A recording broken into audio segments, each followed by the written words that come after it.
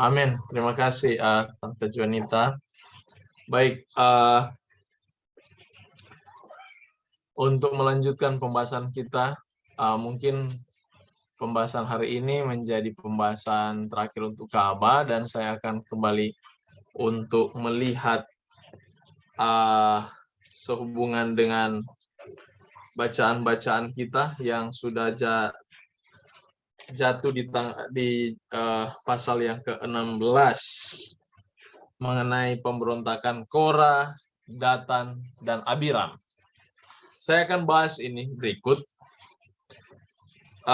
tapi kita selesaikan dulu masalah Ka'bah, baru kita datang kepada peristiwa-peristiwa sesungguhnya dari apa yang saudara sudah baca di sana.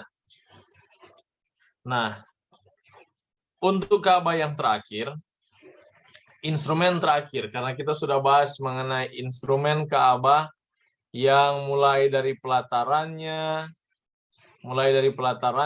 sampai di dalam Ka'bahnya sendiri dengan dua ruangan khusus seperti yang digambar, ya. Ada dua ruangan khusus yang Tuhan suruh bangsa itu buat, di mana dua ruangan ini dipisahkan oleh tirai, dan yang paling dekat dengan tirai itu adalah mesbah mesbah pedupaan yang menjadi simbol terhadap doa-doa orang kudus. Ada 3 instrumen yang terdapat di dalam ruangan pertama atau bilik kudus, yaitu meja roti sajian, dan di depannya itu ada mesbah ukupan, dan juga 7 kaki dian. Yang sebenarnya secara simbolik semua ini setelah memantulkan mengenai Kristus dan perjalanan kerohanian umat. Kalau kita perhatikan dari pelataran seperti ini, saudara lihat di pelataran ini masuk gerbang, bertemu dengan mesbah korban bakaran yang menjadi simbol terhadap pengorbanan Kristus, dan instrumen kedua melalui kandil berisi air ini yang menjadi simbol terhadap penyucian Kristus, dan sekarang menjadi simbol melalui baptisan. Jadi sebenarnya perjalanan rohani ini sama. Kita terima dulu Yesus sebagai juru selamat, menerima pengorbanan Kristus, baru masuk kepada baptisan. Makanya kalau kita menginjil atau membawa orang menjadi Kristen, yang lebih dahulu kita lakukan adalah izinkan dia mengenal Kristus dan pengorbanannya dulu. Kalau dia sudah mencintai Yesus, baru kita izinkan dia masuk di kolam baptisan. Ikuti instrumen ini, karena ini yang diatur Tuhan. Selesai dia terima baptisan, ada proses yang kita kenal dengan proses penyucian. Kalau proses pembenaran oleh iman itu sampai di baptisan. Tapi proses penyucian adalah proses sesudah pembenaran. Jadi waktu kita terima baptisan, ada mengalami pembenaran, kita terima baptisan itu, Tuhan sahkan kita sebagai orang benar, seolah-olah kita tidak pernah berdosa. Tetapi sesudah baptisan itu kita masih hidup ke depan. Nah, kehidupan ini harus disertai dengan pertobatan setiap hari. Ini yang dihotbahkan Yohanes di dalam kitab Matius pasal 3, dia katakan, hasilkanlah buah-buah pertobatan. Kalau kita sampai di baptisan saja, kita menyatakan kita bertobat, kita menguburkan segala dosa-dosa kita masa lalu, kita ingin meninggalkan semua masa lalu kita, dosa-dosa yang menyakiti hati Tuhan, sekarang saya sudah menerima Yesus sebagai juru selamat, dan saat ini saya terima dia dan saya sudah dibenarkan. Dengan iman kita percaya itu. Tetapi sesudah itu ada kehidupan baru ke depan. Lain cerita kalau saudara selesai dibaptis, orang tembak, pang, meninggal, sudah aman itu. Saudara pasti masuk surga. Mengapa? Mengalami pembenaran. Sama dengan orang yang di atas kayu salib. Ketika disalibkan, dia sudah tidak bisa turun. Di situ kematiannya. Di situ hari terakhirnya. Dia tidak ada kehidupan ke depan. Makanya imannya Tuhan terima hanya sampai di situ. Tapi kalau dia punya kesempatan untuk turun, dia harus mengalami baptisan. Ini bedanya. Nah, proses ini sudah Tuhan tunjukkan melalui instrumen-instrumen Ka'bah. Begitu masuk di dalam bilik Maha Kudus, ini yang disebut dengan penyucian oleh iman setiap hari. Supaya kita dalam keadaan bertobat, kita di dalam keadaan mengakui Tuhan, ada 3 instrumen yang harus kita jalankan, yaitu pertama, roti, yang menjadi simbol firman. Artinya kita harus belajar firman. Baru itu ada doa melalui simbol mesbah pedupaan.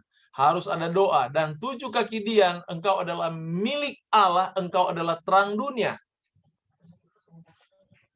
Jadi kita memantulkan citra yang kita peroleh dari roti hidup.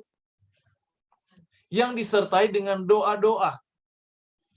Kehidupan kita dipantulkan, bukan kita yang memantulkan diri. Tidak. Hidup itu otomatis memantulkan Kristus. Hasil dari apa? Dari roti ini dan mesbah ini. Artinya firman dan doa. Dan sesudah proses ini yang disebut proses penyucian, kita sekarang masuk di bilik yang berikutnya, yaitu bilik Maha Kudus. Di sana terdapat Ark of Covenant atau tabut perjanjian, yang di dalam tabut itu berisi 10 hukum Allah atau ketetapan-ketetapan Allah, atau yang disebut juga dengan Taurat, aturan-aturan. Itulah dia. Sekarang kita datang kepada instrumen ini. Dalam memberikan petunjuk pembangunan Ka'bah, pertama-tama Allah memberikan spesifikasi dari tabut perjanjian ini. Tabut perjanjian ini dalam bahasa Ibrani disebut dengan kaporet. Saya sering ulang-ulangi bahasa ini. Kenapa saya senang dengan kata kaporet? Karena kaporet ini adalah sesuatu yang dimana orang bisa meminta rahmat. Jadi kaporet itu adalah, kata kaporet itu sendiri maksudnya adalah tempat permohonan kasih karunia Tuhan. Itu kaporet. Yang diterjemahkan di dalam bahasa Inggris, kaporet ini menjadi seat of mercy. Tahta belas kasih. Yang diterjemahkan dalam bahasa Indonesia menjadi tabut perjanjian atau Ark of Covenant.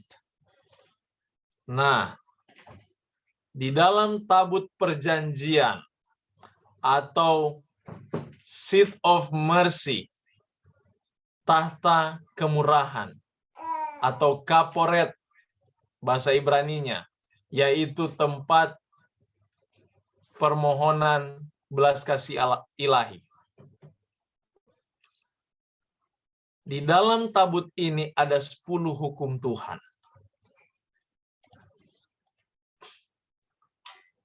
Dia punya ciri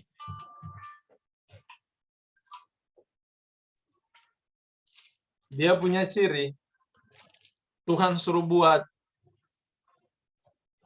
untuk panjangnya ini ada 115 cm. Jadi ada 1 meter 15 cm. Ini panjangnya. Tuhan yang atur. Jadi memang dia punya letak ini hampir memenuhi ruangan itu. Dia punya besar. Dan 69 cm untuk lebarnya.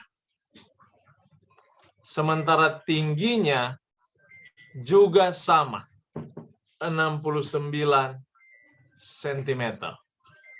Jadi Tuhan atur itu dengan golong-golongnya. Ada golong-golongnya, tempat di mana tongkat ini bisa masuk, supaya mereka bisa pikul. Karena memang Tuhan suruh supaya tabut itu harus dipikul. Tuhan yang atur demikian. Tabut perjanjian ini terbuat dari kayu akasia. Biasanya kayu penaga, tapi ini akasia. Dilapis dengan emas, berhiaskan mahkota emas di atasnya. Ada 4 cincin emas masing-masing di setiap kaki sebagai tempat untuk tongkat pengangkatnya. Tongkat pengangkatnya sendiri terbuat dari kayu akasia dan dilapis emas juga. Tuhan sangat detail ya. Dan tutupnya disebut dengan penutup pendamaian. Jadi instrumen ini, tabut perjanjian ditutup dengan penutup pendamaian. Nah, untuk isinya, waktu Tuhan di kitab Bilangan, saudara baca itu kan,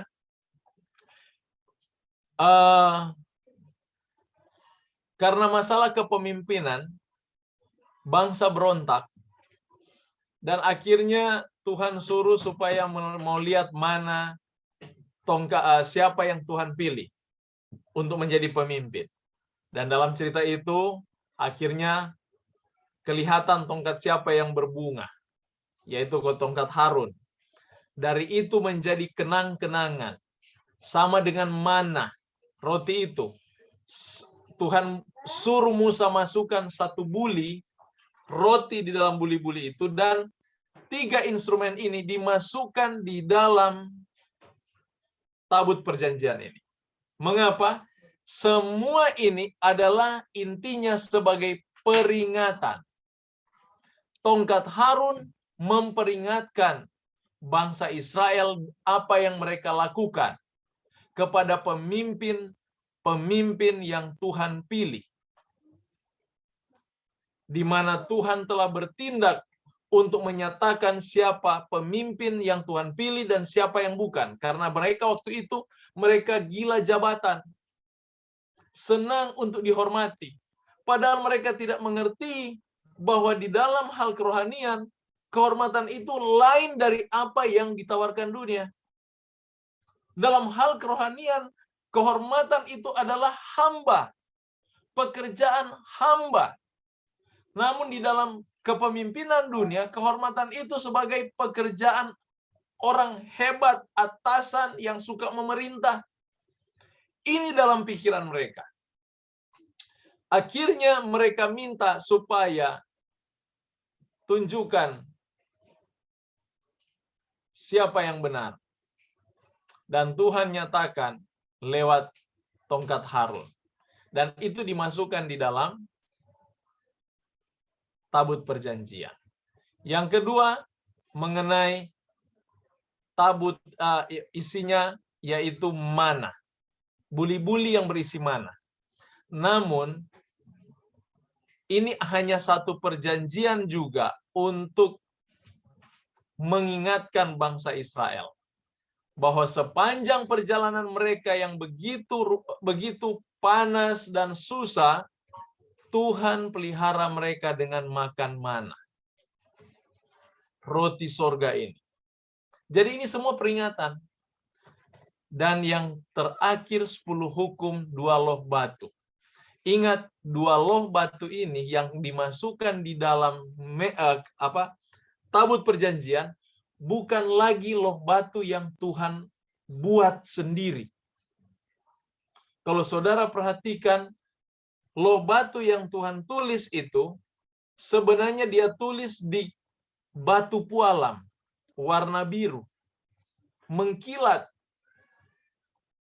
Tapi oleh karena dosa, bangsa Israel mengadakan penyembahan kepada patung emas di bawah Gunung Horeb. Musa turun, dia hancurkan batu itu di hadapan mereka dan menyuruh mereka meminum batu itu. Dan Tuhan suruh ganti Musa. Buat batu yang sama, bentuk batu yang sama, dan bawa itu di atas gunung, saya akan tuliskan lagi. Dan Musa bawa batu biasa. Bukan batu yang sama seperti dengan apa yang Tuhan buat. Jadi dia hanya bawa 2 loh batu dari batu biasa, dan Tuhan tulis di atas 2 loh batu itu. Jadi 2 loh batu yang diletakkan di dalam tabut perjanjian menjadi peringatan bagaimana Tuhan memberikan janjinya, tetapi mereka pun memberontak. Pemberontakan bangsa Israel.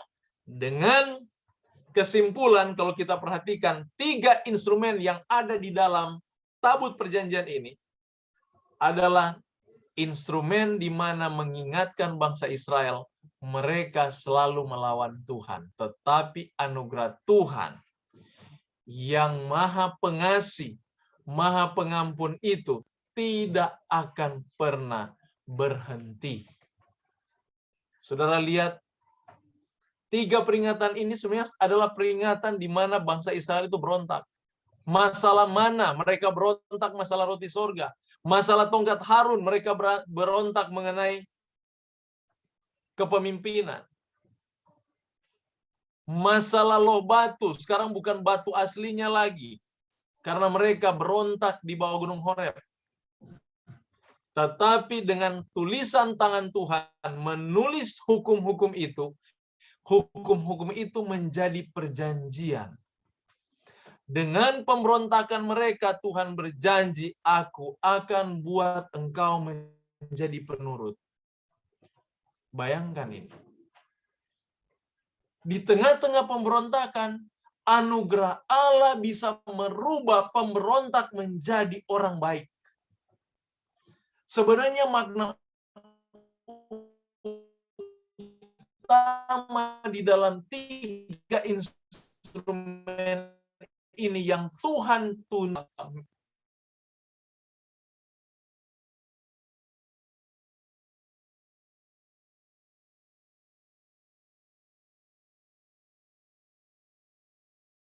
Suaranya hilang, pendeta. Tabut perjanjian mau menyatakan kepada mereka, kasih, penyayang,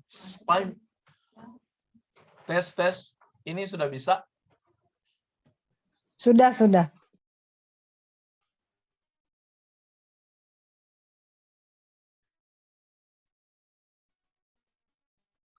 Tes.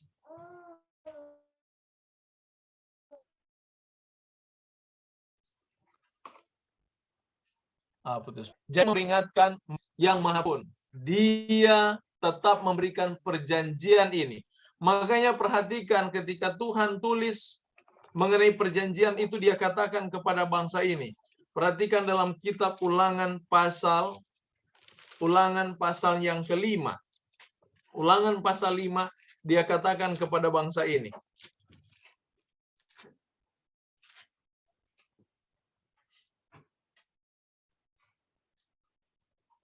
Akulah Tuhan, ayat 6.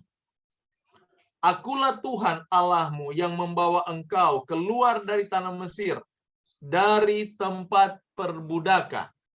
Akulah Tuhan yang membawamu keluar. Karena itu dia katakan, jangan ada padamu Allah lain di hadapanku. Thou shall not other God before me. Thau shall not, engkau tidak akan. Jadi dengan kata lain, Tuhan katakan, kalau engkau ingat aku adalah Allahmu yang melepaskan engkau, yang mengeluarkan engkau dari tanah Mesir, tanah perbudakan, maka engkau tidak akan melakukan semuanya ini. Jadi ini perjanjian yang Tuhan katakan kepada bangsa, dan perjanjian yang sama dia katakan kepada umat. Pengikut-pengikutnya sepanjang zaman. Kalau kita ingat pengorbanan Yesus, maka semua hukum ini, semua aturan ini akan menjadi bagian kita. Hanya ingat apa yang Tuhan buat kepadamu.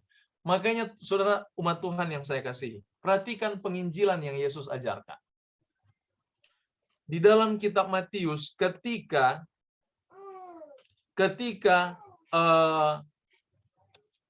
orang-orang yang kerasukan setan ini, mereka mau ikut dengan Yesus. Saudara boleh buka ceritanya di dalam kitab Matius pasal 8. Pasal 8 ceritanya. Tetapi yang lebih jelas kalau saudara lihat di dalam kitab Markus 5, sama ceritanya. Tetapi ada satu hal yang ingin kita perhatikan di dalam bahasa Yesus. Ketika orang-orang ini mau ikut dengan Yesus, Yesus bilang jangan ikut dengan saya. Markus pasal 5 ayat 19. Coba tolong bacakan ayat ini. Markus 5 ayat 19 sehubungan dengan Yesus menyuruh mereka untuk kembali pergi menginjil. Bahasa ini bahasa yang sama yang ketika Tuhan katakan, pergi, jadikanlah segala bangsa muridku, baptislah mereka dalam nama Bapa, Putra, dan Roh Kudus. Ingat, aku telah menerima kuasa. Yesus ingin memberikan kuasa ini. Pergi, menginjil, membawa kabar baik, dan kabar baik yang Yesus maksudkan, coba tolong baca Markus 5 ayat 19.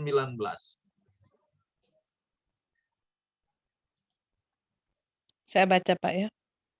Ya, silakan. Markus 5 ayat 19, firman Tuhan. Yesus tidak memperkenankannya, tetapi ia berkata kepada orang itu, pulanglah ke rumahmu, kepada orang-orang sekampungmu, dan beritahukanlah kepada mereka segala sesuatu yang telah diperbuat oleh Tuhan atasmu, dan bagaimana ia telah mengasihi engkau. Demikianlah firman Tuhan. Puji Tuhan, terima kasih Tante Fani. Lihat itu, Tuhan suruh ceritakan apa? Kebaikan yang mereka rasakan. Ini penginjilan itu. Apa yang mereka rasakan? Sama dengan kisah-kisah ini. Mengingat kebaikan-kebaikan Tuhan, makanya ini dalam bentuk covenant, perjanjian. Sebenarnya kalau kita buka perjanjian itu, ada 3 instrumen ini di dalam kotak perjanjian itu. Dan 3 instrumen yang ada di dalam kotak ini menggambarkan pemberontakan manusia. Tetapi kasih karunia Allah yang tidak akan henti-henti untuk mau menyelamatkan mereka. Saudara, makanya kalau kita berdosa, jangan pernah putus asa. Yesus mengasihi kita. Dia ingin kita selamat. Yang membatasi keselamatan yang dia berikan kepada kita adalah pilihan kita. Tergantung dari hati kita. Apakah hati kita mau menerima, mau menurut, atau hati kita menolak. Keluaran pasal 25 ayat 17 sampai 21, tabut itu ditutup dengan penutup pendamaian. Ini yang disebut dengan kaporet, yang disimbolkan dengan ukiran patung malaikat, 2 malaikat yang berdiri, yang kepalanya tertunduk ke bawah, sementara 2 sayapnya bersentuhan di atas. Satu perlambangan untuk, ini yang disebut dengan kerubim. Kerub yang berjaga. Biasa kalau bahasa Alkitab itu kerub, itu adalah malaikat yang berjaga.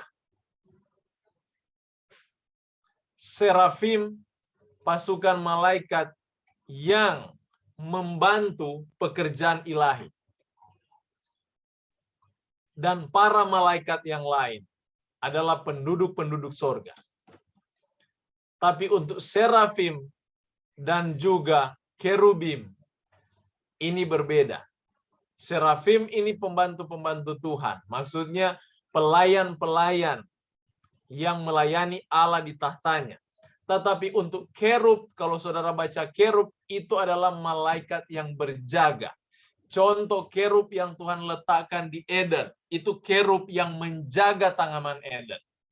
Tapi kalau 2 kerub ini, mereka yang menjaga 10 hukum Allah. Dan di dalam cerita kerub, 2 kerub ini, salah satu kerub yang pernah bekerja menjaga hukum Allah adalah Lucifer.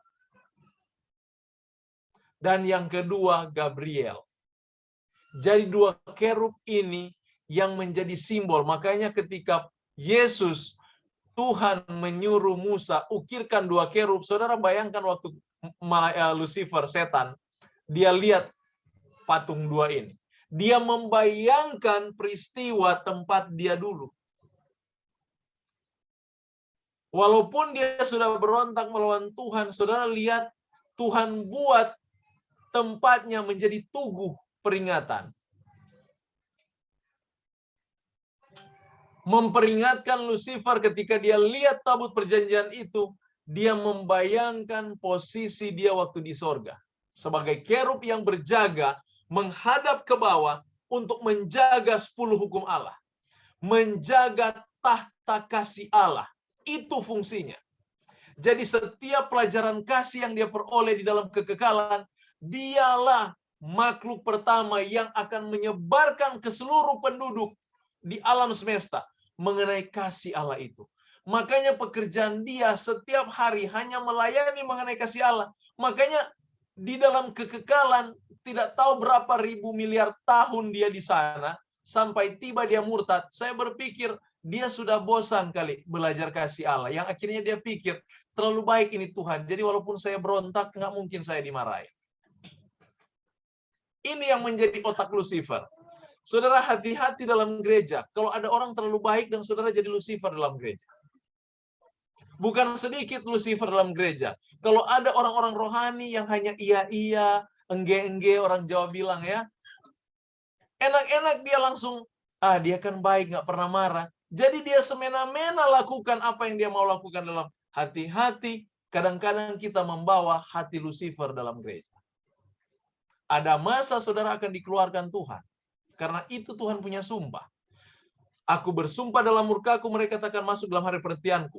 Mazmur pasal 1 dia katakan orang fasik, orang benar tidak akan duduk bersama-sama. Karena orang benar tidak akan berada di dalam penghakiman orang fasik. Saudara lihat, Lucifer karena mempelajari kasih Allah sampai dia berani melawan Allah. Waktu tabut penutup itu dibuat, penutup tabut perjanjian itu, Tuhan menyuruh sama panjangnya, tapi lebarnya juga sama, hanya tingginya tidak sama, karena dia harus terbuat dari emas. Ada ukiran malaikat yang naik ke atas, yang terbuat dari emas murni. Penutupnya bukan dari kayu yang dilapisi emas, tapi emas murni. Ada kerubim yang saling berhadapan satu dengan yang lainnya sambil mengangkat sayapnya. Ditempatkan di atas tabut perjanjian sebagai penutupnya. Makanya itu disebut dengan penutup pendamaian. Penutup pendamaian ini yang disebut dengan kaporet atau seat of mercy, tahta kemurahan, yang disimbolkan dengan dua malaikat ini. Dan bagaimana mereka menguduskan tempat itu, ia harus ambil darah sedikit dan memercikannya di atas tutup pendamaian. Ini peristiwa imamat pasal 16 adalah peristiwa 1 tahun 1 kali imam akan masuk ke bilik Maha Kudus dan memercikan dengan jarinya di atas tutup pendamaian itu. Dia percikan dengan jarinya di atas pendamaian itu, di tutup pendamaian itu, untuk mengadakan pendamaian antara umat dengan Allah. Jadi pekerjaan imam untuk mendamaikan seperti ini dengan menggunakan darah, itu adalah pekerjaan Yesus. Dia menjadi pendamai, pengantara untuk mendamaikan umat dengan Bapanya. Dengan pendamaian ini dia gunakan darah untuk dia bawa sebagai korban. Dan darahnya sendiri yang dia bawa kepada Bapanya untuk melayakkan dia menjadi perantara saudara dan saya kepada Bapa. Saudara lihat, jadi proses yang terjadi di Ka'bah, proses yang sama yang sementara Yesus lakukan. Dan menurut kitab Ibrani, dia bawa darah ini sekali untuk selama-lamanya. Kalau di dalam peristiwa sistem Ka'bah ini, di dalam perjanjian lama, 1 tahun 1 kali adakan pendamaian. Jadi ibarat begini saudara, setiap pagi dan petang korban itu dibuka. saudara lakukan dosa, dia hanya sampai di mezbah korban bakaran. Sembelih dan sampai di situ dosanya. Secara simbolik dosa itu dipindahkan ke Ka'bah,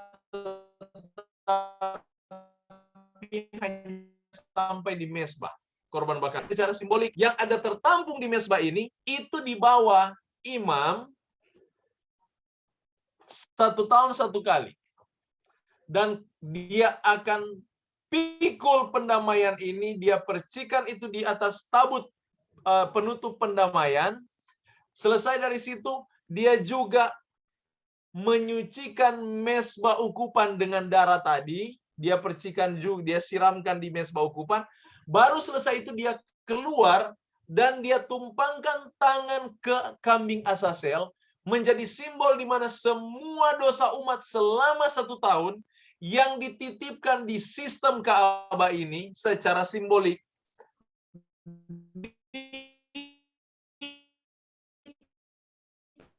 dipindahkan secara simbolik.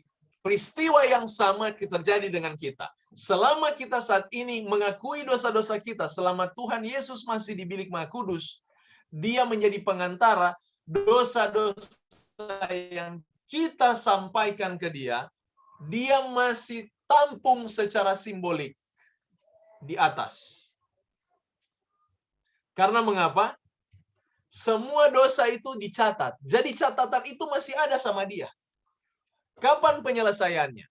Ketika semua dosa ini akan dilimpahkan kepada setan, waktu setan akan dibinasakan. Karena itu menjadi lambang kambing Asasel. Yesus akan limpahkan ke setan seluruh dosa umat dari masa Adam sampai masa kebinasaan. Dan semua umat yang mengikut setan akan turut tertanggung dosa-dosa yang sebenarnya sudah Yesus selesaikan, tapi mereka sendiri tidak mau menyelesaikannya.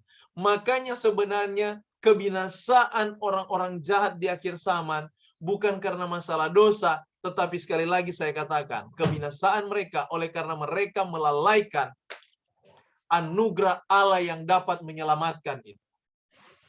Di masa seperti ini, cari anugerah Allah, kata kitab Yesaya. Selagi dia masih dapat ditemui, cari, amankan, selesaikan dosamu, apapun itu.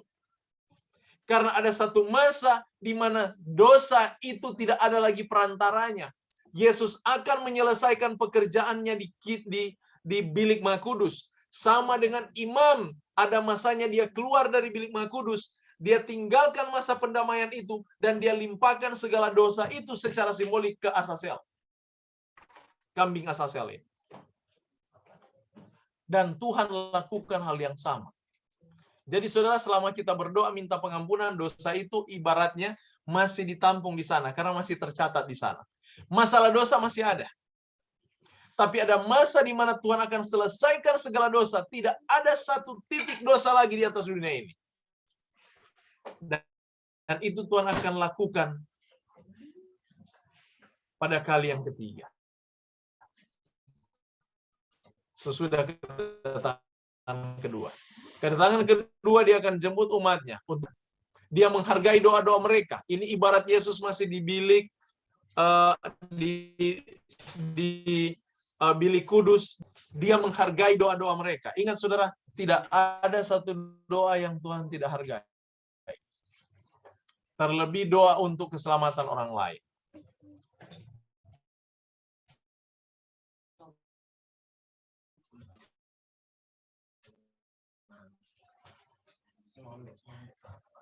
Dan ingat, sedangkan mereka punya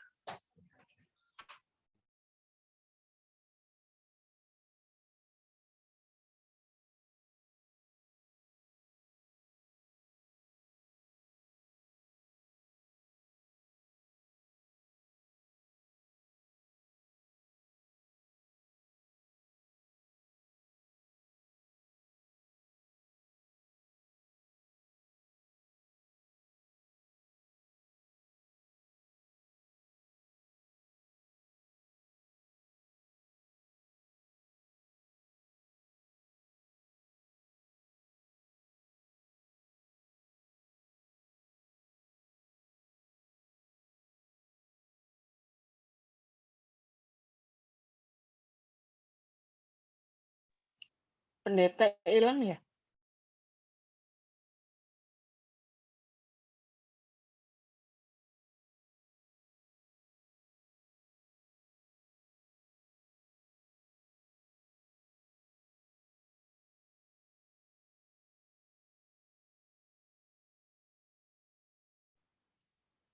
Ada suara kok.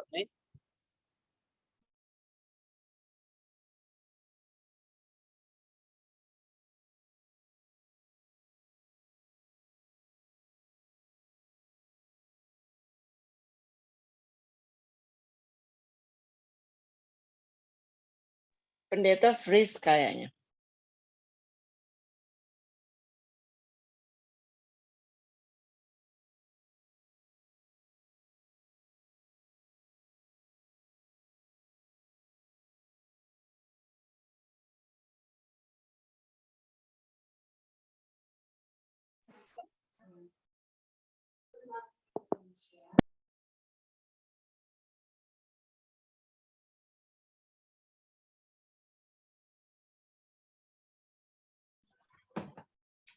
Shalom.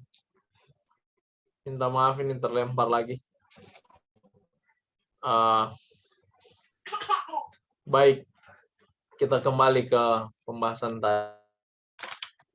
Jadi saudara perhatikan di sini, ini semua mengandung nubuatan. Makanya di dalam pengaturan seperti ini Tuhan tidak atur sembarang atur. Karena apa yang akan Tuhan buat kepada melalui Mesias untuk bangsa, Dia atur di dalam sistem Ka'bah. Makanya saya katakan dari awal, sistem Ka'bah ini adalah sistem yang menggambarkan Kristus. Pekerjaan Kristus sepanjang zaman. Pekerjaan apa itu? Pekerjaan penebusan. Pekerjaan penyelesaian dosa.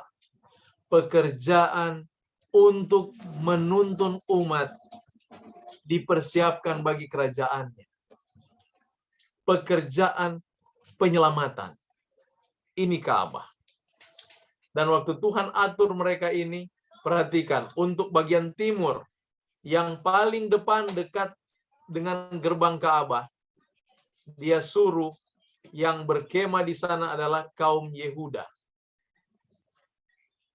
Belakang kaum Yehuda, kaum Isakar. Belakangnya, kaum Sebulon. Di samping bagian utara, paling depan suku Dan. Belakang Dan, Asher. Belakang Asher, Naftali. Demikian bagian barat. Paling depan Efraim. Kedua Manase. Dan paling belakang Benjamin. Nah, di timur ada Yehuda. Makanya jangan heran, Yesus itu dikenal sebagai singa dari suku Yehuda. Tepat di hadapan pintu gerbang Ka'bah itu, di sisi timur Ka'bah. Makanya Yesus sendiri katakan dia pun mau datang dari timur. Waktu Yesus lahir, orang timur yang datang juga menjenguk dia. Saudara, ada apa dengan timur? Saudara lihat, timur, titik di mana Yesus akan datang. Dan ingat, matahari pun terbit dari timur. Menggambarkan terang itu selalu datang dari timur. Makanya satu kali dosen saya tanya, mengapa Yesus tidak lahir di barat, menjadi orang Eropa? Dia lahir di timur. Makanya jangan kita rasa canggung kalau budaya timur itu adalah budaya yang penuh dengan ketuhanan. Keagamaan mula-mula muncul dari tanah timur. Saya tidak akan gali banyak mengenai timur ini, saudara. Kalau kita mau gali lebih banyak masalah teologianya, banyak makna. Sedangkan penyembah berhala saja, mereka mau rumah mereka menghadap timur. Jangankan menyembah berhala. Saudara ke kuburan, semua kubur menghadap timur. Betul tidak? Karena ini sudah menjadi konsep hal rohani. Dan waktu Yesus dikatakan singa dari suku Yehuda yang datang dari timur, ini semua tepat. Apa yang digambarkan oleh sistem Ka'bah ini. Makanya ciri-ciri Yesus waktu dia datang sebagai Mesias, mereka semua langsung tahu. Dia sebagai singa dari suku Yehuda. Mengapa disebut singa? Singa suku Yehuda. Singa kita kenal adalah hewan atau binatang raja hutan. Kekuasaannya, kehebatannya, menggambarkan kuasa dan kehebatan Kristus yang tidak dapat dipungkiri. Kalau kita menempatkan kekuatan, dan ini di dalam falsafah mereka, kekuatan kuasa itu datang. Kekuatan kalau mereka perang, selalu mereka menempatkan Allah yang paling utama. Dialah yang membawa kemenangan. Dialah yang akan memberikan kemenangan bagi mereka. Dan menggambarkan kekuatan kuasa Tuhan yang tidak putus. Sebenarnya kita juga di dalam berpikir seperti bangsa Israel ini, yang Tuhan latih cara pikir mereka ini. Tuhan izinkan mereka berpikir seperti ini. Menempatkan atau mendahulukan Tuhan dari segala-galanya. Kalau kita mengakui Yesus sebagai kekuatan kita, bagaimana hidup kita? Apakah kita punya kekuatan atau kita sendiri? Kita sendiri yang merasa kuat. Kekuatan kita ada sama Yesus. Itu makna yang Tuhan mau coba kita pahami dari letak-letak ini. Dari kekuatan, dari perkemahan yang dia tempatkan. Dan saat ini coba perhatikan tirai ini, instrumen yang membatasi. Tirai ini pun tarai antara bilik kudus dan bilik maha kudus. Ingat, di bilik kudus ini adalah kewajiban manusia yang bekerja sama dengan ilahi untuk pencapaian kerohanian. Tetapi bilik yang maha kudus 100% ini adalah milik Allah sendiri. Di sini ada Shekinah glory atau asap kemuliaan yang keluar dari tabut ini. Dia keluar untuk menyatakan hadirat Allah ada di sana. Dan manusia sementara dibawa ke bilik ini. Manusia sementara Tuhan bawa ke bilik ini. Mengapa dia bawa ke bilik ini? Karena dia menuntun manusia kepada penurutan. Penurutan akan apa? Kepenuhan terhadap, ingat, dalam kitab Ibrani Tuhan katakan, aku tidak akan lagi menulis hukumku di loh-loh batu, tapi akan kutulis hukum-hukumku sebagai perjanjian baru dalam loh-loh hati manusia. Jadi pekerjaan ini Tuhan kerjakan dari awal sampai akhir. Tugas kita hanya satu, terima dulu, percaya dulu, Yesus sebagai juru selamat, Yesus yang sudah mati, dan sisanya Allah yang akan menuntun. Dia yang membawa. Imam ini adalah simbol pekerjaan Kristus. Semua pekerjaan kerohanian yang ada di dalam Ka'bah ini, semua menggambarkan pekerjaan Kristus 100%. Nah, demikian kata Paulus, dia katakan dalam kitab Roma 12, kita ini adalah Ka'bah Allah yang kudus. Kalau kita ini adalah Ka'bah Allah, maka pekerjaan keselamatan, pekerjaan kerohanian adalah pekerjaan Kristus sebagai imam besar di sorga. Itulah mengapa Yesus kerjakan itu, dia katakan, aku akan memberikan Roh Kudus kepadamu. Untuk dapat mengerjakan hal-hal rohani di dalam hidup kita. Supaya kita menjadi orang-orang yang rohani.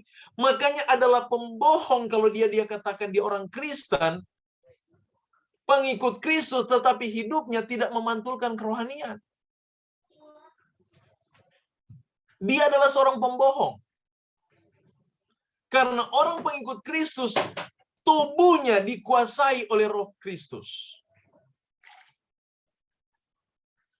Makanya saya heran, ada pemabuk, kalau tanya, agama apa? Agama Kristen.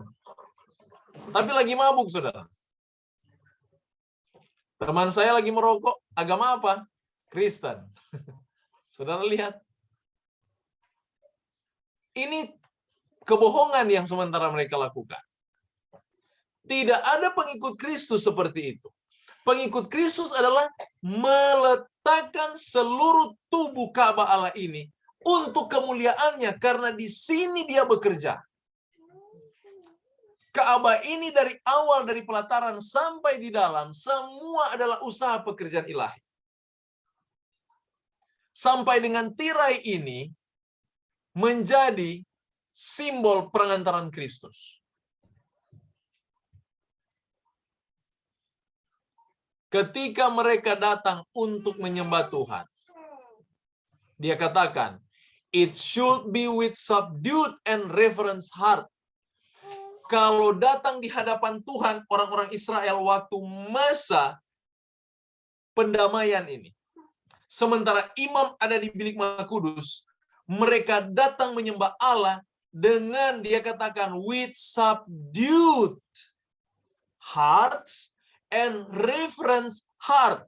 Dia meletakkan segenap hatinya dan dia penuh dengan rasa hormat, takut dan gentar menghadap Tuhannya. Saudara lihat, orang Israel menyembah Tuhan dalam kegentaran. Tapi dunia modern sekarang menyembah Tuhan terbalik. Tidak ada rasa takut, malah mereka berjingkrak-jingkrak seperti penyembah berhala. Tidak ada reverence heart. Rasa penuh dengan hormat, tidak mau angkat kepala. Rumah Tuhan itu dibangun untuk peribadatannya, untuk penyembahan kepadanya. Itu adalah tempat yang kudus. Not a place for unholy feelings. Bukan tempat di mana perasaan yang tidak kudus itu berada. Di mana rumah Allah itu ada hadirat Allah, isi hati itu dengan hal-hal yang kudus. Saudara, tidak ada hati pahit, tidak ada kecenderungan-kecenderungan yang salah. Kebencian, semua diisi dengan kesucian. Demikian kalau kita memaknai tubuh ini adalah Ka'bah Allah yang kudus. Kita harus sadari bahwa Roh Kudus, Roh Kristus itu sementara bersama-sama dengan kita. Pekerjaan yang dilakukan imam dari bilik, dari pelataran sampai di bilik, ini adalah pekerjaan bagaimana Tuhan mengantarkan setiap umatnya kepada pembaharuan hidup yang lebih baik lagi. Bukan pembaharuan hidup dalam hal material, tapi pembaharuan hidup dalam hal rohani, di mana kita akan semakin dewasa dalam berpikir, dewasa rohani. Kedewasaan kita dibentuk dengan sempurna. Ini adalah upaya sorga bagi saudara dan saya, yang harus kita hargai. Kita harus menghargai upaya sorga. Saya tidak akan baca lagi mengenai hal ini. Tetapi ada satu kutipan di dalam penyembahan kita. Ini penyembahan yang dilakukan bangsa Israel yang perlu kita kutip. Di mana mereka yang menyembah Tuhan itu dia katakan, mereka menyembah Dia dalam kesungguh-sungguhan dan dalam kebenaran. Hanya dengan penyembahan seperti itulah yang dapat diterima oleh Tuhan. Tanpa kesungguh-sungguhan hati, tanpa kebenaran yang diketahui, penyembahan itu seperti periuk yang ditaruh duri dan ditarik. Itu kata Nabi Yeremia. sehubungan dengan kondisi orang-orang yang menyembah Tuhan, tetapi hati mereka tidak punya kebenaran dan tidak punya kesungguh-sungguhan. Di telinga Tuhan penyembahan mereka itu mengilukan, bising, dan tidak dapat diterima. Makanya seorang penyembah Allah yang benar, di dalam memahami konsep Ka'bah, ketika kita melihat pengorbanan Kristus dalam konsep ini, kita akan berani untuk menyembah, belajar lebih berani menyembah Dia di dalam kesungguh-sungguhan. Biarkan mungkin di gereja orang tidak terlalu kudus kelihatannya, tetapi pastikan hidupmu kudus dengan Tuhan. Menyanyi dengan sukacita, dengan kesungguh-sungguhan. Berdoa pun demikian. Banyak orang jadikan gereja itu sebagai ajang lomba kehebatan. Tuhan tidak akan pernah menerima ibadah seperti itu. Dia katakan, if church members will put away all self-worship, jika anggota-anggota gereja akan menyingkirkan penyembahan terhadap diri sendiri, self-worship. Banyak orang datang di dalam penyembahan, orang Israel tidak melakukan hal yang seperti itu. Makanya ketika konsep Ka'bah itu dipaparkan, mereka mengerti jelas Allah ada di sana. Kita pun ketika kita belajar mengenai konsep ini, kita harus sadari tubuh ini adalah milik Allah dan juga gereja adalah gereja Tuhan. Kita harus hargai setiap pengorbanan yang Tuhan sudah buat. Bagaimana cara menghargainya? Dengan sikap kita dalam penyembahan, sikap kita dalam perkataan, di dalam kehidupan sebagai orang Kristen. Dia katakan selama kita masih memiliki self-worship, menunjuk kepada diri sendiri, Tuhan tidak akan pernah berkenan. Dia katakan hanya dengan put it away, singkirkan self-worship itu. Penyembahan terhadap diri sendiri, memuliakan diri sendiri, singkirkan itu. Dan dia akan menerima dalam hatinya kasih kepada Tuhan. Selama kita punya harga diri, kita pertahankan, kasih kepada Allah itu tidak akan ada. Kasih kepada Allah itu akan tercipta ketika harga diri itu kita matikan. Kita menempatkan Yesus lebih utama daripada diri kita. Sehingga dengan perlahan-lahan harga diri itu dikikis. Dan kita tidak punya harga diri lagi. Tetapi harga diri Yesus yang diangkat di dalam hidup kita. Sudah lihat? Di sini pengenalan akan Tuhan, kasih akan Tuhan akan lebih sempurna. And for one another that feel Christ's heart. Dan setiap orang akan diisi dengan hati Kristus. Demikian pembahasan untuk Ka'bah yang kita boleh lewati kurang lebih 4 minggu ya. 3 minggu, 4 minggu, saya lupa. Dan untuk minggu depan kita akan mulai perhatikan satu persatu dari bacaan-bacaan saudara. Sehubungan dengan peristiwa pemberontakan yang terjadi di tengah-tengah bangsa ini. Apa yang mereka lakukan. Ini yang datang pada cerita-cerita alegori. Kisah-kisah yang berkesinambungan. Tetapi semua kisah ini memiliki makna-makna rohani yang perlu kita petik. Mungkin sampai sini dulu pembahasan mengenai Ka'bah. Terima kasih untuk sudah mengikuti selama ini. Biarlah nama Yesus selalu ditinggikan, kita lebih berubah, kita lebih dekat dengan Tuhan. Mungkin ada pertanyaan, sanggahan, atau tambahan. Saya persilakan.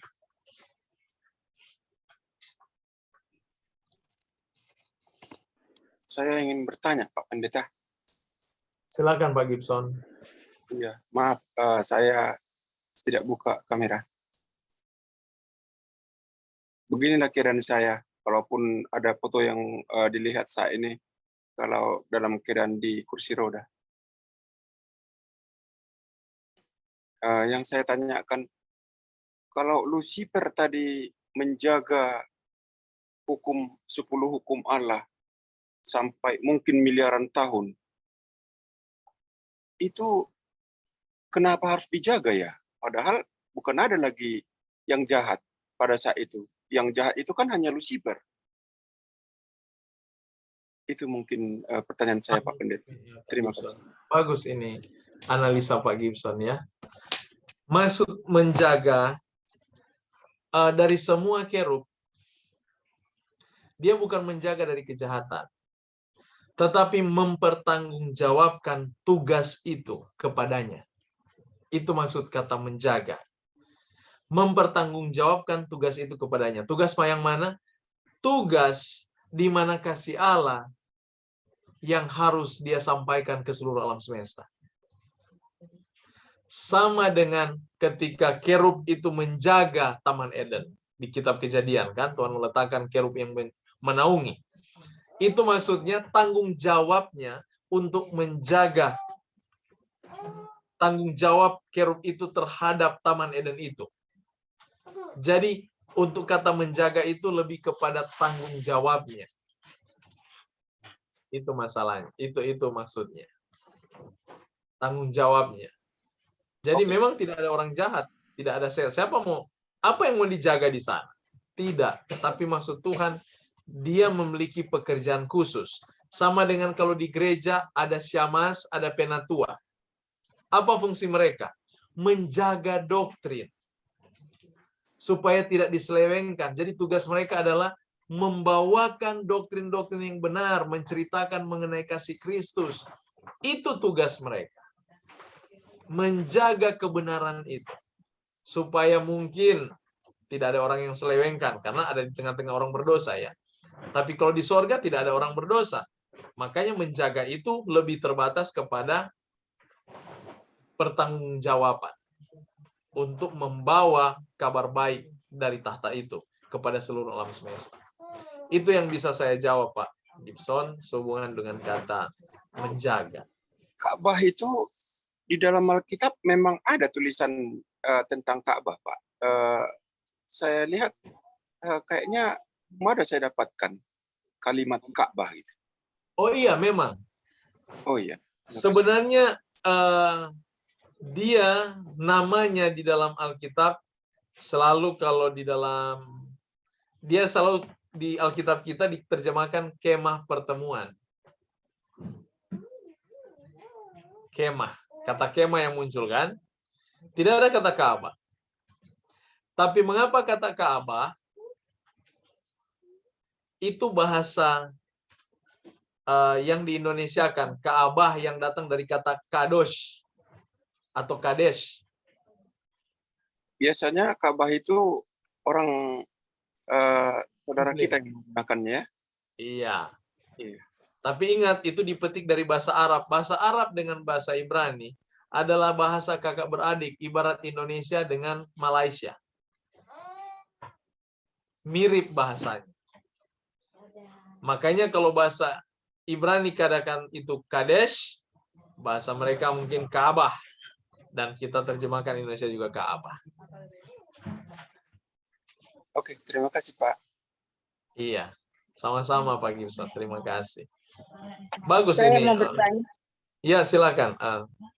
Tante Linca. Tadi Pak Pendeta bilang kan dosa-dosa kita semuanya kan dicatat di dalam buku ya. Dicatat semuanya. Apakah jadi saya tahu ada firman Tuhan yang bilang bahwa dosa-dosa kita kan dilupakan sama Tuhan kalau kita datang mengaku, lalu akan dibuang jauh di bawah tubir laut. Itu ada di firman Tuhan. Nah, kalau masih tetap ada gitu, tuh bukannya jadi diingat-ingat aja. Menurut saya kalau masih dicatat berarti masih diingat dong, Pak Pendeta. Terima kasih Ibu Janita. Ini bagus pertanyaan ini. Di sorga itu sama dengan di dalam informasi kitab Wahyu ya, dan juga kitab Daniel. Coba kita juga buka dalam kitab Daniel ya. Dalam Daniel pasal yang pasal ke-7 ayat 10, dia katakan begini, suatu sungai api timbul dan mengalir dari hadapannya, 1000 kali beribu-ribu melayani dia, dan selaksa kali berlaksa-laksa berdiri di hadapannya. Lalu duduklah majelis pengadilan dan dibukalah kitab-kitab. Kitab-kitab ini yang berisi mengenai dosa-dosa itu. Nah, bagaimana kita balance buat itu jadi balance pernyataan Tuhan di dalam kitab Yesaya, janjinya bahwa dosamu merah seperti kirmisi akan putih seperti salju. Mazmur katakan akan dibuang dari barat ke timur dan sampai tubir-tubir laut di mana dosamu tidak akan ingat-ingat. Ini ungkapan dari pihak Tuhan bahwa Tuhan demikian. Tetapi mau tidak mau, selama dunia ini masih ada, dosa itu masih ada. Jadi untuk membuang dari timur ke barat, itu pihak Tuhan. Tetapi ingat, itu secara simbolik. Tuhan masih simpan di kitab-kitab ini. Karena kenapa? Dosa belum selesai. Masalah dosa belum selesai. Makanya masalah dosa ini akan Tuhan selesaikan. Makanya orang yang hidup benar dalam Tuhan, pertobatannya itu diterima oleh Tuhan, dia dihitung Tuhan seperti tidak berdosa. Itu maksud Tuhan. Tapi dosa-dosa masa lalu itu ada di catatan ini. Kalau dia satu kali berdosa, semua kejahatan itu dilimpahkan lagi ke dia. Seolah-olah dia memang dia. Jadi saudara bayangkan, itu adilnya Tuhan. Kalau kita berbuat, makanya lihat di dalam kitab Yehezkiel, dalam kitab Yehezkiel Tuhan gambarkan juga sehubungan dengan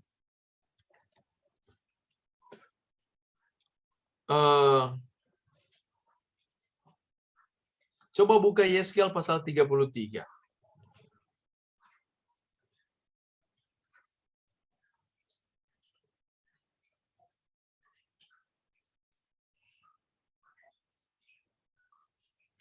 Yehezkiel pasal 33 dari ayat 12 itu sampai 16. 33 ayat 12 sampai 16.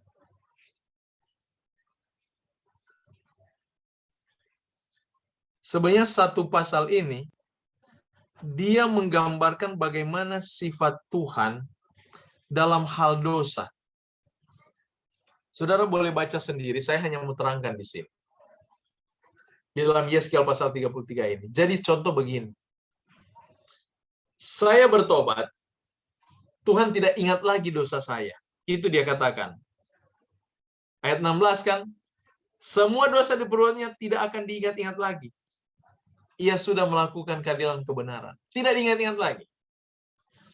Tetapi kalau sampai dosa kita ini, kita sudah tidak berdosa dan kita melakukan dosa lagi, maka dosa-dosa yang sudah diampuni Tuhan dilimpahkan lagi ke kita.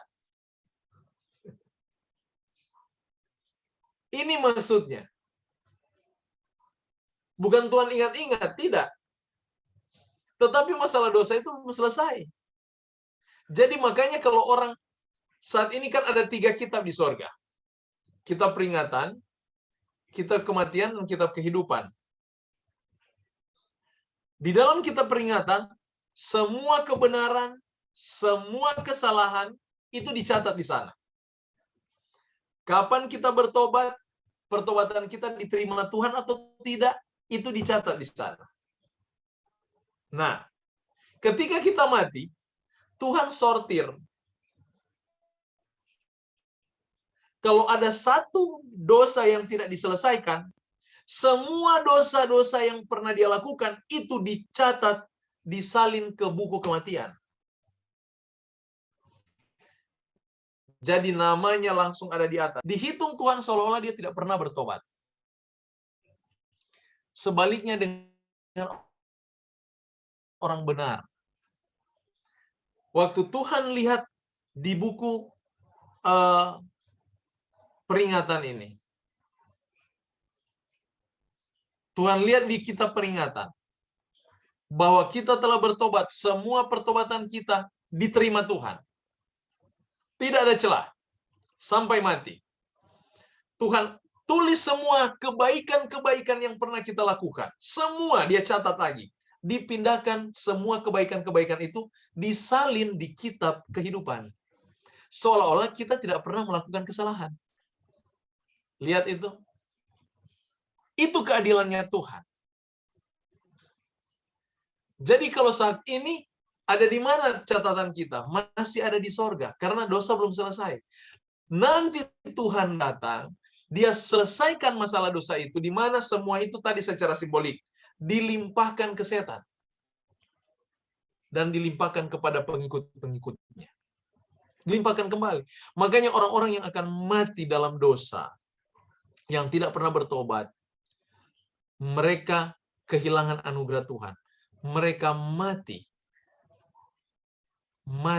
betul-betul merasakan neraka yang sesungguhnya. Mereka rasakan betul-betul apa yang dirasakan Yesus di salib. Menderita. Yesus sendiri katakan di sana terdapat teriakan dan kertakan gigi. Saya tidak tahu bagaimana siksanya mereka. Mental mereka, penyesalan mereka akan genap di situ. Jadi jangan kita buat hidup kita hanya hidup sementara. Kita punya pengharapan. Selesaikan dosa dari hari ini. Sekecil apapun itu. Jadi itu yang dimaksudkan Bu Juanita yang sudah ditanyakan. Untuk buat itu balance. Pernyataan di kitab Yesaya dan Mazmur. Memang dosa itu belum selesai. Jadi kalau Tuhan bilang itu membuangnya dari, itu di pihak Tuhan. Tuhan yang hak dia itu. Pihak dia itu. Artinya dia sudah nggak hitung-hitung. Sama dengan Yeskel katakan. Dia buat seolah-olah kita nggak pernah buat dosa. Betul kan? Dia bilang, aku lemparkan. Tapi kalau dosa itu kita buat lagi, semua dosa yang masa lalu dilimpahkan lagi. Makanya kalau kita bertobat sungguh-sungguh. Mengakui dosa, menyesal dengan penyesalan. Berdoa dengan penyesalan. Saya menyesal dengan dosa ini yang sudah memisahkan saya dari juru selamat saya. Pertobatan ini yang Tuhan terima. Bukan saya menyesal dengan dosa ini, karena dosa ini saya sakit. Bukan.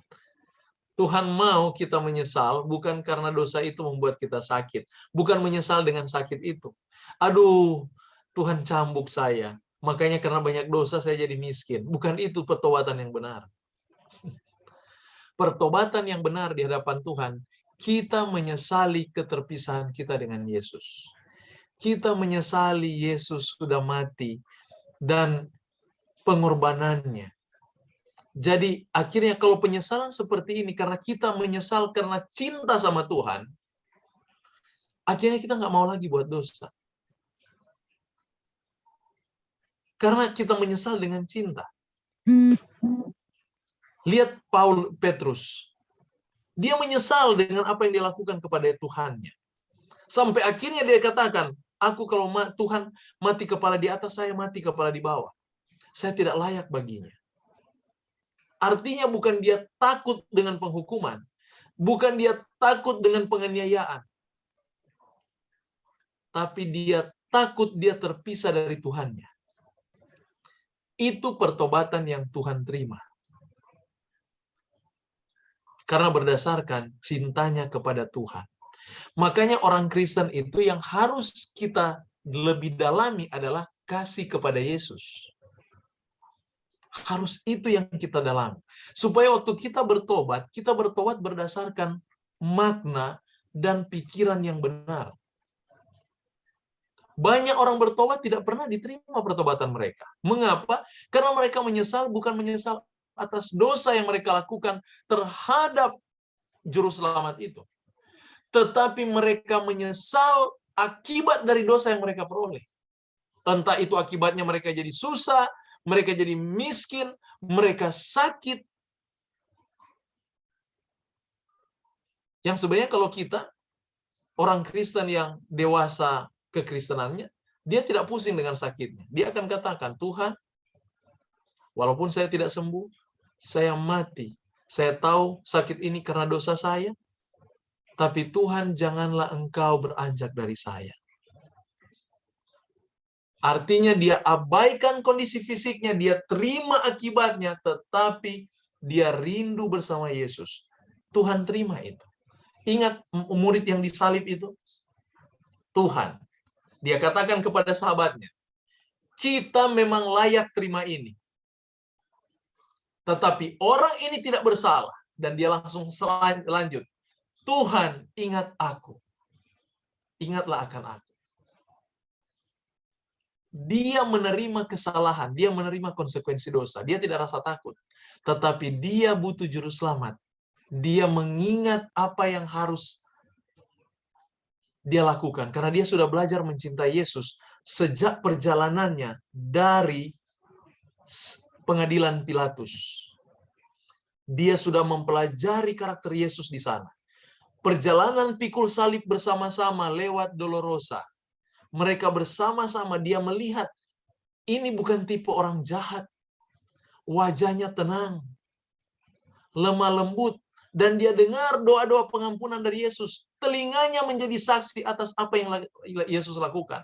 Makanya kesimpulannya di atas salib dia katakan, kita layak terima ini karena kita memang jahat, tapi orang ini tidak.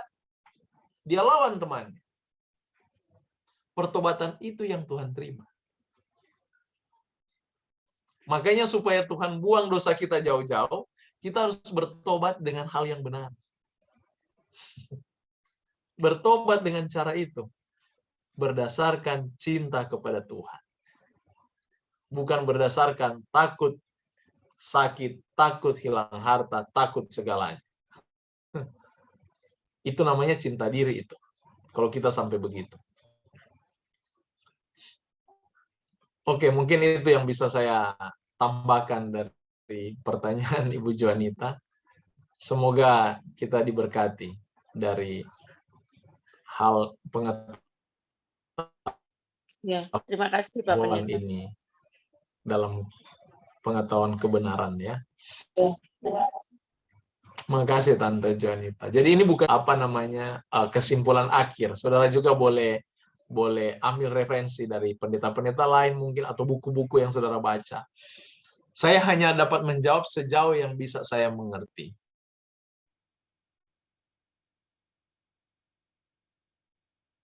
Baik, ada lagi? Pendeta, bisa saya mau bertanya, Pendeta? Sorry ya, Tante Ya, Sil Tante nggak Sil. buka. Silakan, Tante. Nah, pada waktu kita berdoa kepada Tuhan, Iya.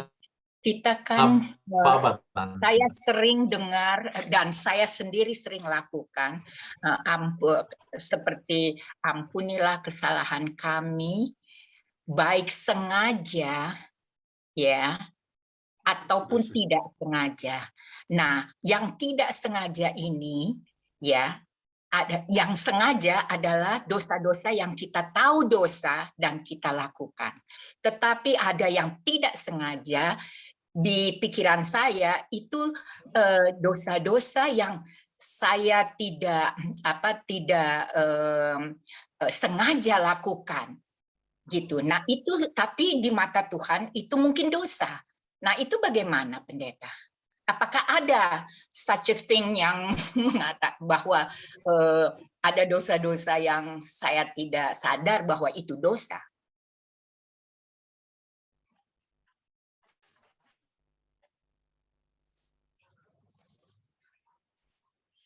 Pendeta. Terima kasih Tante. Tes ini apakah saya kedengaran? Iya, kedengaran Pendeta. Tes. Oh ya, terima kasih Tante. Di Alkitab, yang Tuhan suruh akui dosa yang kita tahu, itu dalam kitab 1 Yohanes. Coba kita baca dulu kitab Yohanes ini. Oh, ya.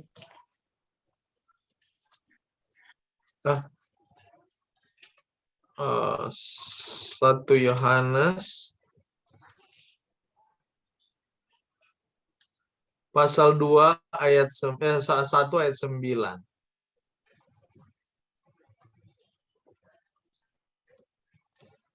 Sorry Tante sih lagi charge ini telepon di kamar, Bible-nya lagi di luar.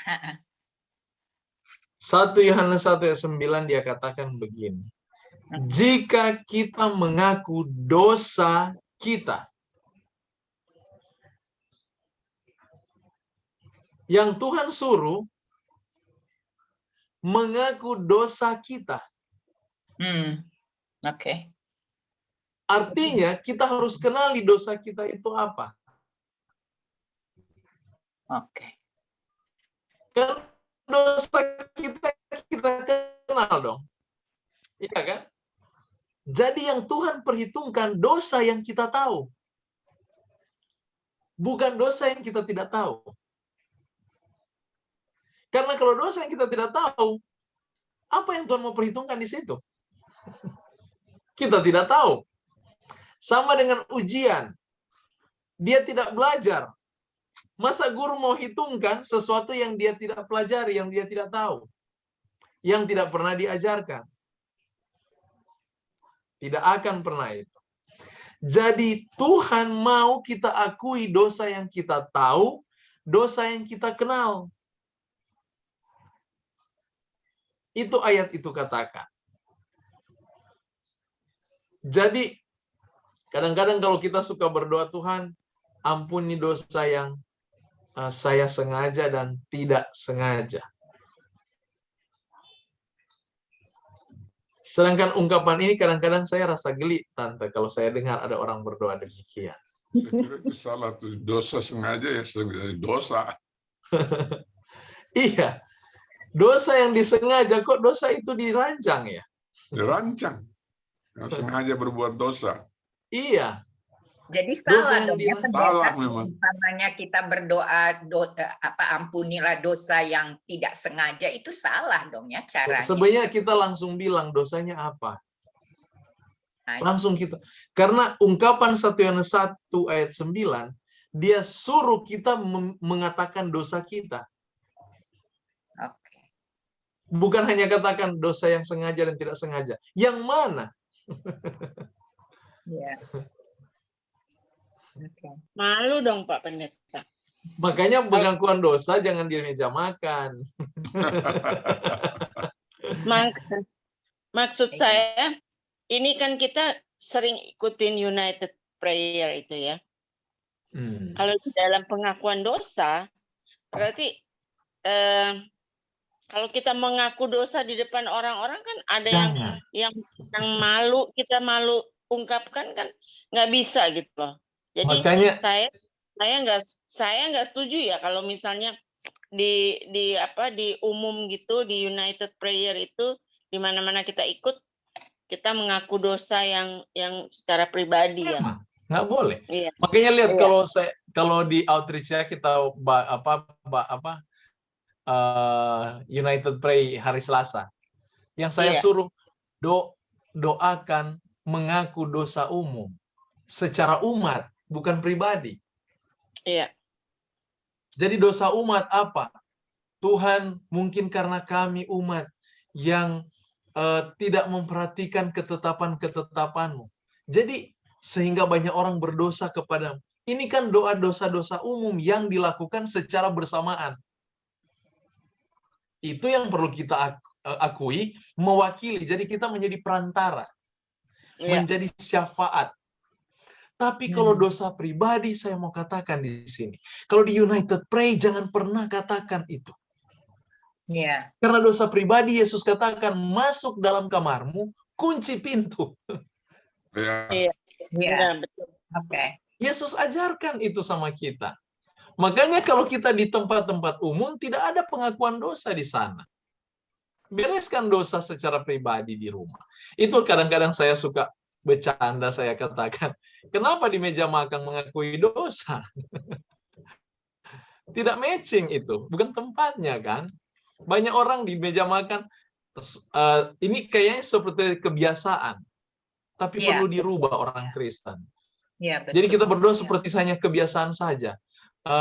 Berdoa, udah mau tutup, udah mau turun dia punya bahasanya, langsung dan Tuhan ampuni dosa kami yang begitu banyak, baik yang sengaja maupun tidak Tidak sengaja. sengaja. Dan itu hampir semua orang kebawa.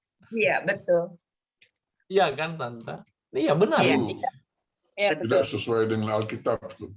Iya. Oke. Sama lagi saya sering dengar, jangankan umat ya, pendeta-pendeta saja, bukan saya mau apa ya, tapi ada yang berdoa begini, Tuhan, kami melihat saudara kami yang berbuat jahat, Tuhan, tolong Tuhan, dia dalam kejahatan yang sangat berat. Saya pernah dengar itu, dan dikata, berkatilah mereka Tuhan. Masa berkati orang jahat?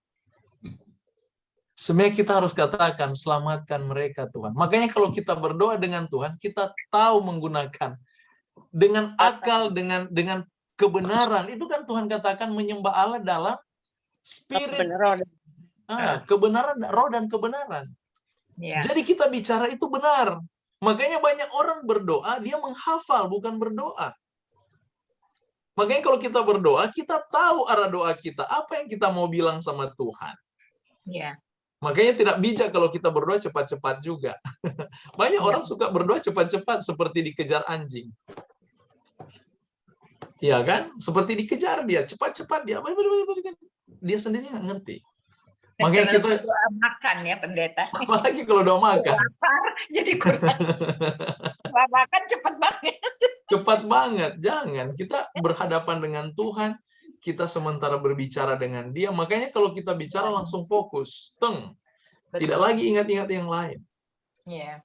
Dan kita berbicara face to muka dengan muka. Iya. Demikian itu.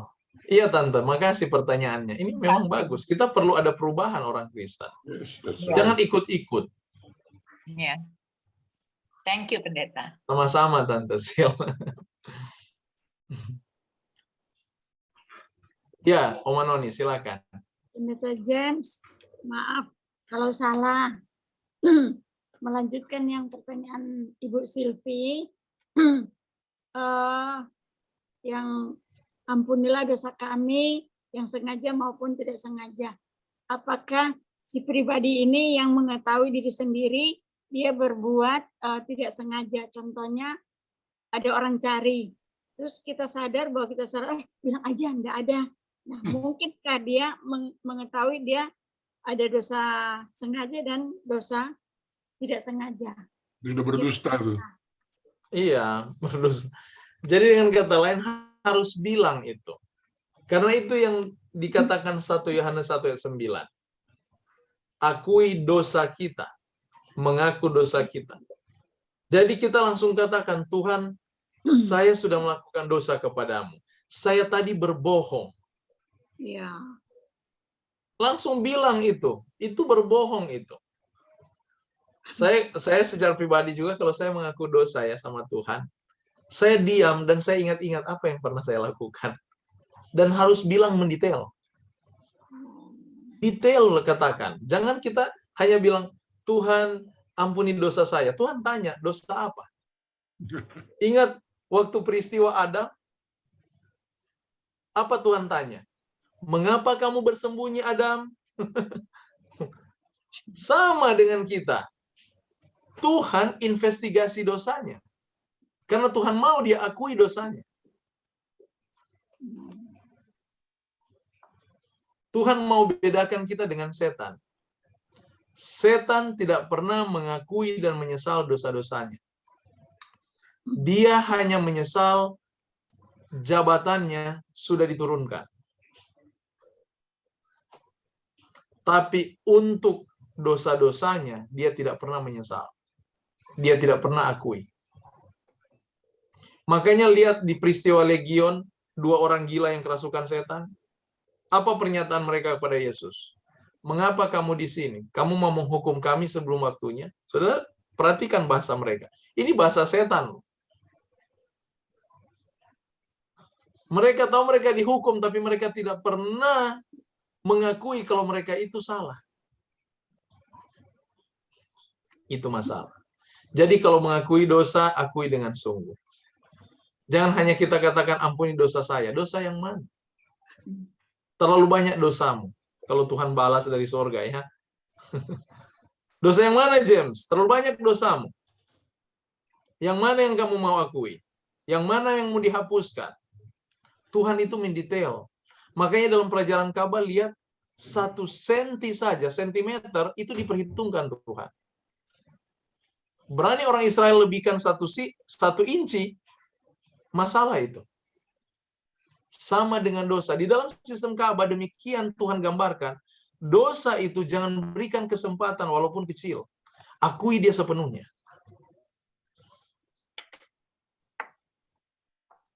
Akui itu di hadapan Tuhan. Terima kasih Oma Noni. Semoga bisa Ya, benar. diberkati. Hubungan dengan pengakuan dosa ya. Baik. Pak, boleh lagi tanya nggak? Iya, silakan Tante. Tante Janita.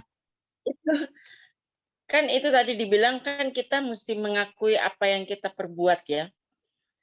Nah, selama ini ya, dari kecil sampai sekarang ini, sampai saat ini, kan kita selalu cuma bilang ampuni dosa saya ya. Berarti nanti kalau dengan yang baru nih saya mau mengakui ya dosa ini nanti. Itu mesti saya ingat-ingat dari yang waktu kecil sampai Harus ingat. sekarang saya ngakuin Harus ingat. gitu.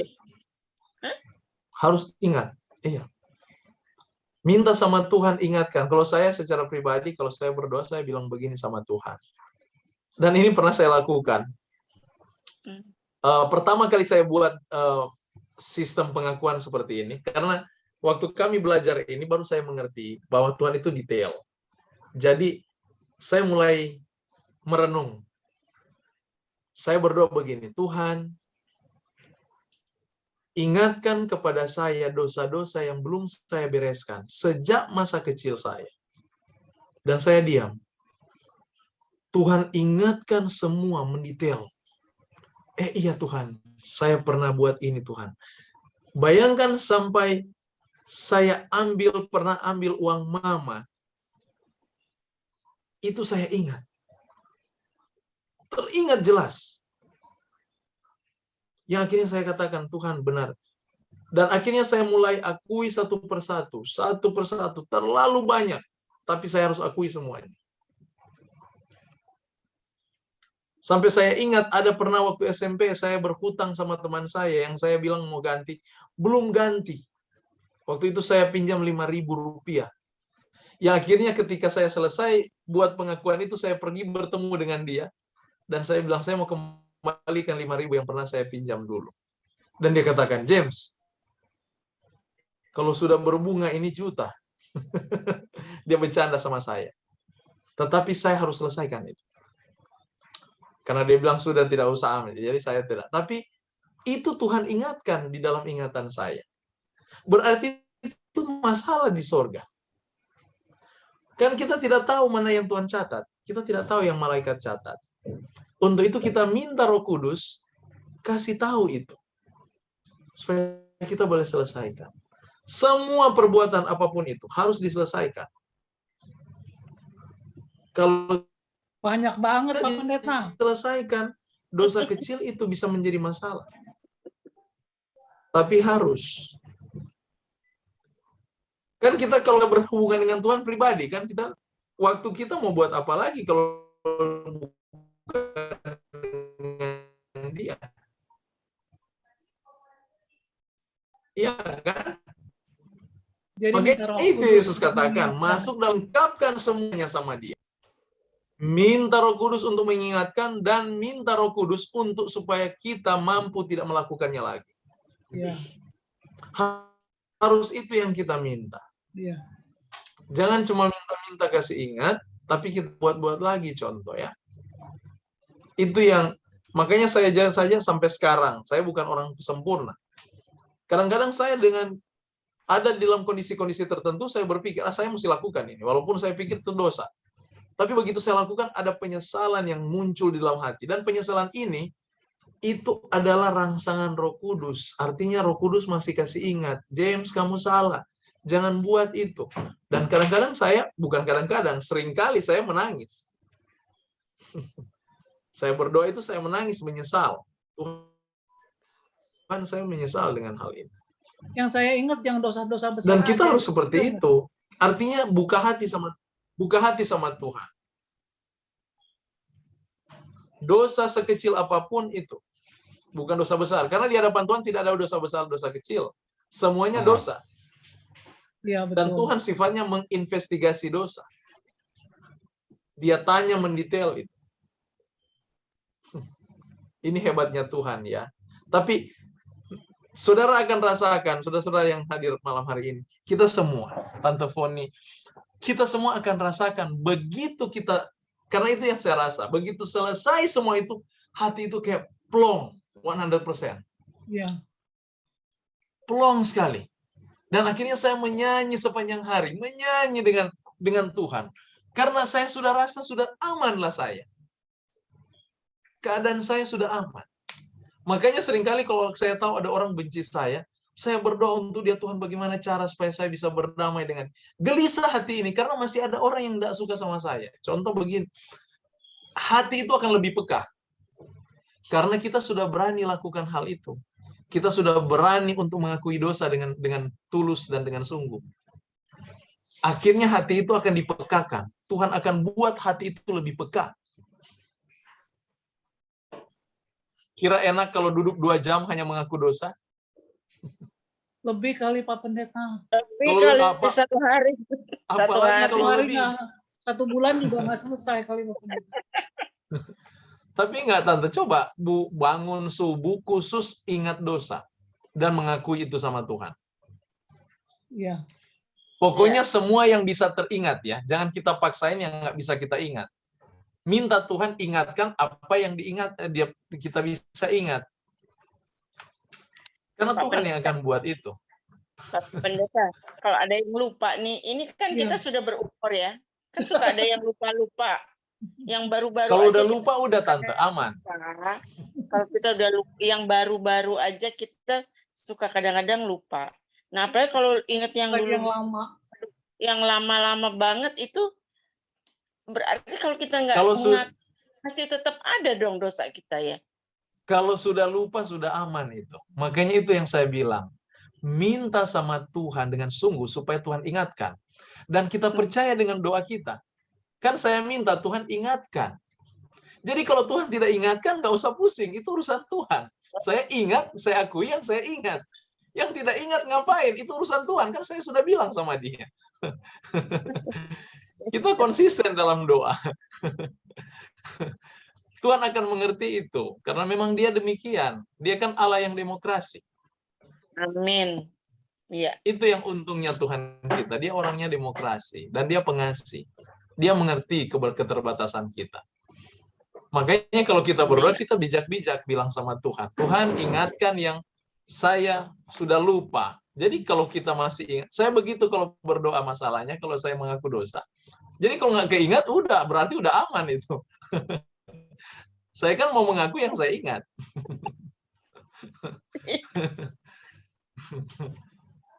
Tuhan tahu menyelamatkan. Nggak usah kita takut. Amin. Amin. Baik. Mungkin sampai sini dulu ya. Kita lihat waktunya sudah lebih larut ini. Oma Noni juga sudah larut di Balikpapan ya. Kita akan segera tutup. Sekali lagi terima kasih, puji Tuhan kita boleh bersama-sama belajar bersama, bertumbuh bersama. Dan ini juga yang saya harapkan, saya juga boleh bertumbuh bersama-sama dengan umat Tuhan di sini. Baik, kita akan segera menutup. Mungkin ada usulan doa yang perlu didoakan.